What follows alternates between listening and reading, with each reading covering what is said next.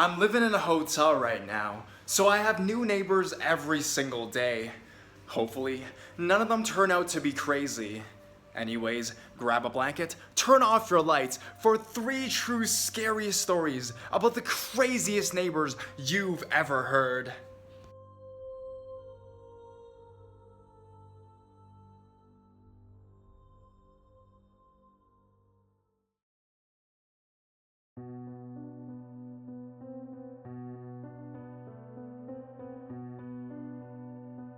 The time our neighbor stole our underwear.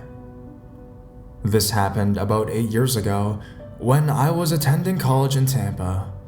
My roommate and I, both females, lived in a large apartment complex about 10 minutes from campus.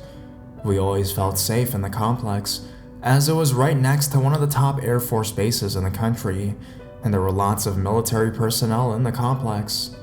We lived there for almost a year without incident. One day, my roommate and I were both home and decided that we needed to do laundry. As is common in a lot of those large open apartment complexes, there were several laundry huts located all around the complex.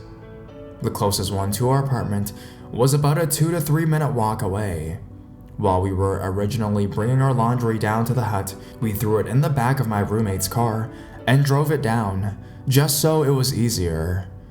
We then walked back and forth to change it out and pick it up. We finish, fold, and put our laundry away and continued on with our day. My roommate worked for a breakfast place in downtown Tampa. She'd often have to leave our apartment at 5 in the morning to be there for the early shift. She got in her car the very next morning and drove to work. On the way, she notices a light blue piece of fabric stuck in the corner of her windshield, right in between the hood of the car and the glass.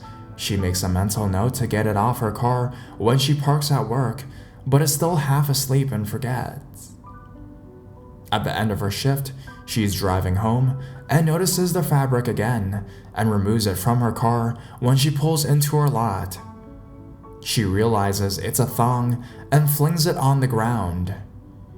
I was upstairs waiting for her to get back so we could go to lunch. She comes up laughing and grossed out that she found a pair of underwear on her car. We go out to leave, she points it out, and we realize that they are mine. We laugh it off, thought I dropped them when we were unloading the laundry and forgot about it.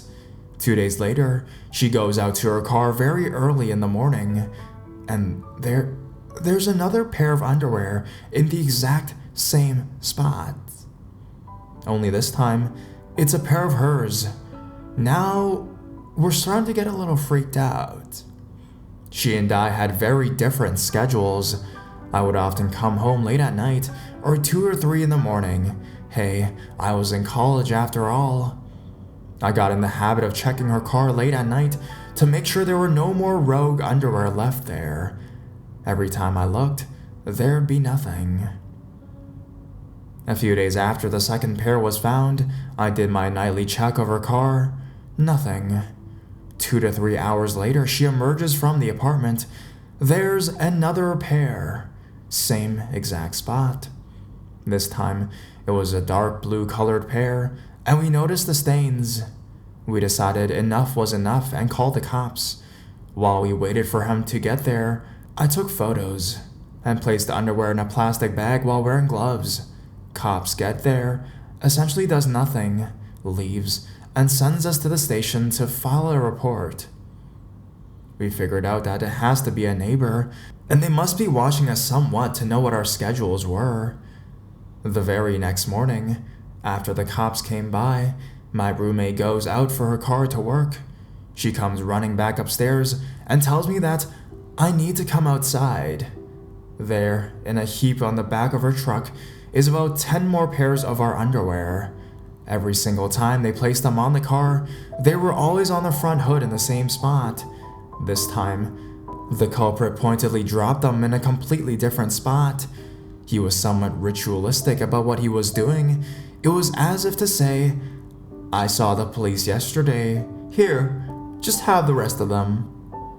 It confirmed he was watching us, and he knew our schedules, etc. creepiest thing that's happened to me, and he was molesting our underwear.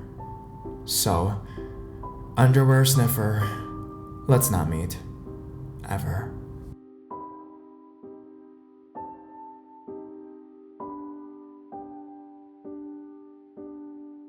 My schizophrenic neighbor. My wife and I purchased our house about 6 years ago and decided to start a family. I love our neighborhood and our neighbors, and especially love to go out for long walks at nighttime. One neighbor is a single mom and has 3 kids. Never really thought much about it though. I often would remark to my wife about how awesome it was that she could afford such a nice house and always seemed to be around. It became apparent one day that something was wrong. We started seeing different things sprinkled around her house, fake plastic flowers tied to her mailbox, dressed up with ribbons and doll heads, just creepy stuff. After a quick powwow with my neighbors, we found out that she has a history of mental disorders, and they all feared that she had stopped taking her medication. Over the period of a couple weeks, she began acting more and more erratic. She would peel out of her driveway in her car, race up and down the street, wander around, and would come up to various neighbors and give them random presents: a rock, shiny stone, plastic toy, etc. One evening, I go out on one of my regular walks, and I can instantly tell something is up. Her car is parked sideways on her driveway. Every exterior and interior light was on in and around her house, and she was pacing back and forth in her yard. I crossed the street and hid in some shadows and just decided to observe her. I have training in human development and am a generalist in knowledge around emotional and behavioral disorders. Suddenly, I saw her sprint across the street to my side of the street and jump up on my neighbor's porch, right in front of the door, and just stood there. She stood there for a good 10 minutes and then very slowly turned around and started to walk back across the street. I thought about calling the police, but she was technically not doing anything wrong, well, maybe trespassing, but I knew her kids were friends with these neighbors' kids, so I started walking across the street and intercepted her. I did not startle her and said loudly, "Hi, how are you?" Now, I don't have any direct experience working with people during breakdowns, and after seeing her eyes and behavior, have no desire ever to. She was immediately friendly and said hi, asked about my pregnant wife, and that was when I noticed that she had 2 open lock knives in each hand. Now I was creeped out, but still did not feel like I was in danger. I was really more worried that she was in danger to herself. I continued talking, and she suddenly said, "I really need your help. I can't get my DVD player to work. Can you fix it for me?" My curiosity was out of control at this point, and I am much larger than her. I entered her house and literally walked into a nightmare. The place was trashed. There were garbage bags and dirt on the floor, all over the floor. All of her possessions were stacked up in various areas of the living room and the kitchen. There were broken light fixtures. The kitchen sink, it was filled with dishes and all sorts of rotting food. Suddenly, she went full on with manic behavior, started explaining how the different piles were different cities, and then becoming completely nonsensical in her speech. She was using English words, but completely out of context. An example would be painting dish, fox, pole, pool, barbell, and then would look to me for a reaction, expecting me to say something back. Honestly, I should not have been there, but I just finished up 2 years of studying human development, including schizophrenia, which is definitely what she was. It was just so utterly fascinating to me, and even though she still had the knives, I never felt threatened by her. In fact, I felt the opposite. She was so glad to have some company. I started to quickly scan her house, looking for weapons, drugs, or anything else she could harm herself with. She led me upstairs, which obviously was completely trashed as well. She was using small potted plants with the plants half dead in them as ashtrays. Her clothes were everywhere. I went into her master bedroom and honestly did try to set up the DVD player while she randomly walked around the house just talking. Even though the TV was like mine, I just could not get the TV to recognize the DVD player for some reason, and I was starting to get nervous. During this time, I noticed that she had set the knives down, and I quickly folded them up and pocketed them. I apologized to her that I had no idea how to get the DVD player to work, and then asked if she thought it was time for her to take her medicine. She assured me that she already had, and asked me if I had a joint. I told her no. I scanned the upstairs and saw no more knives and no more weapons, and it was sad.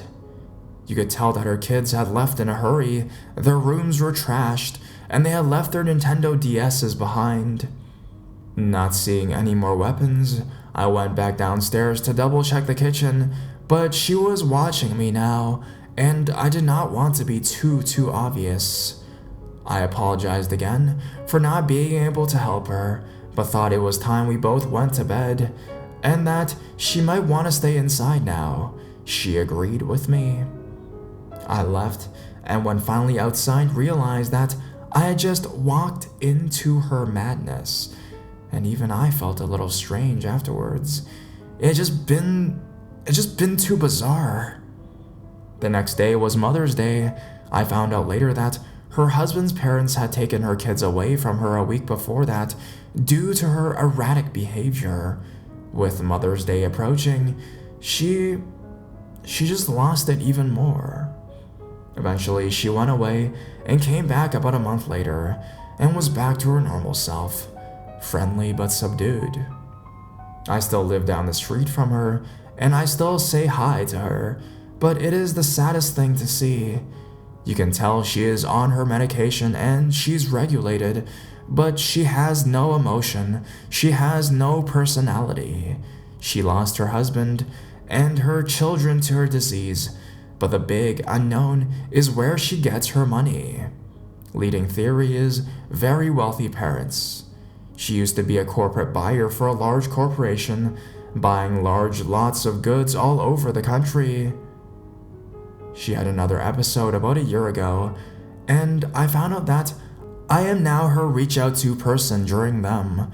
I was working in the yard, and she came up to me raving mad that they would not put a stop sign on my street, which I actually agree with her about, and started swearing and ranting, and then gave me a glass stone that she said would protect me and my beautiful family. She is now back to being fine now, but I know what signs to look for around her house. I still have the glass stone and keep it on a ledge I can see when I walk down the stairs in my house. To me, it serves as a reminder of how truly lucky I am to have what I have, and how bad life can be for those afflicted with mental illness. Update: July 23rd, 2013. Her teenage son was killed while out skateboarding at night. She is off her medication, as if the tragedy could not get any worse. She came over to see me and broke down crying in my arms. This is such a tragedy, and I am glad I can at least be there for her.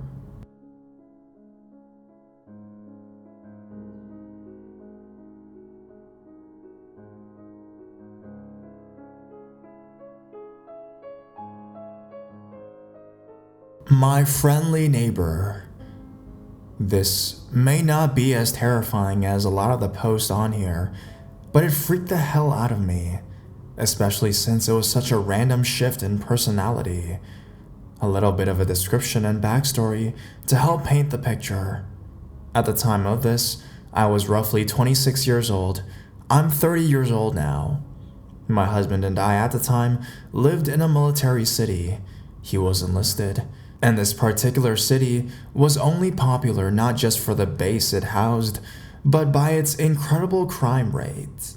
Honestly, if people had warned us ahead of time, we would have happily moved out of the city and dealt with the long drive, but I digress. At the time, we lived in a duplex in a really bad neighborhood. The way the unit was set up was if you stood in the street of our parking lot style driveway and looked at the house, our unit was to the left, our neighbors to the right, and exposed to the street since our building was on the corner.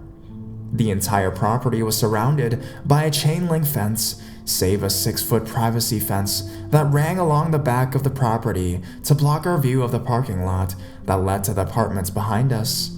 I promise, this will be relevant. As I said, we lived in a horrible neighborhood where crackheads and hookers ran free, but I didn't ever feel overly unsafe. At the time, I had a 200-pound English Mastiff, a sweetheart, but intimidating from a distance, and my size always gave me a hint of security. I'm 5'9", and definitely not a beanpole. We also had a few sweet neighbors, which helped buffer the horrible. One such neighbor was a man that walked the neighborhood regularly. He walked everywhere, and our house was about the center in his path to the store and the like, so we'd see him at least once a day or so. Dwayne was a nice enough man, my height, roughly my build, and always smiling, but not that creeper kind of smile, a normal, jovial smile. He never set off alarm bells, which actually makes this more disturbing. We've been living in our house for about a year or so, and all the while gotten to know some of our neighbors better. Up until this point, Dwayne would always wave hello and offer some small talk. He'd speak to my husband more than myself, because I just don't do well in the southern heat, and he tended to be long-winded, so I'd wave, say hello, and then go inside after a few short minutes. Everything was fine, until my husband was deployed.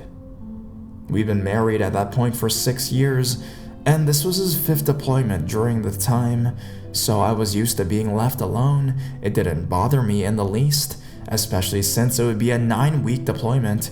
Seriously, we were so pissed about that. What a pointless time frame. And I'd already learned the layout of the new city fairly well. One day, I was coming home from the grocery store about 2 weeks after my husband had left. I'm a firm believer in one trip with the bags, so I loaded up my arms completely and headed for the house. As I said before, our yard was completely encased in a fence, so just after I managed to shut the gate, I hear someone calling up at me. Turning, I saw Dwayne, bearing his normal, happy, wide smile, and heading for me. I shift the bags and give him my attention. I was raised to be polite to people, and since I knew him vaguely, I had no problem saying hello. Besides, seeing my arms full of groceries, some of which was milk, eggs, and other cold things, he surely wouldn't keep me too long. I was wrong. He starts droning on about nothing in particular, during which I could only smile and nod. I waited patiently for a break in the conversation so I could head inside, but he barely took a second to breathe, let alone let me speak. For a while, the conversation had been pretty mundane until he started talking about his lady friend. Without warning, he started to tell me explicit details about his relationship with whoever this woman was. He went on to tell me how much she likes what he can do for her, his techniques, and to my horror, how good he is at going down on her. I knew I must have looked as horrified as I felt, because he just started chuckling and went on as though nothing was wrong. He went as far as to ask if my husband was as good. At this point, not only were the grocery bags digging into my hands and arms, but I was truly creeped the fuck out. I told him I had to go put my groceries away and let out the dogs. I thought that was the end of the conversation, but evidently not. Nor was it any less unsettling. "Oh yeah, your man's gone now, huh?" It took my brain a second to realize what he'd said. I never told him my husband was gone. I didn't tell anyone who wasn't a close friend, so naturally my guard rose. "Yeah," he went on, "you need someone here to take care of you." "I'm fine," was all I could really think to say. For some reason, I didn't even bother saying he was wrong. I guess on some level, I thought my husband must have told him.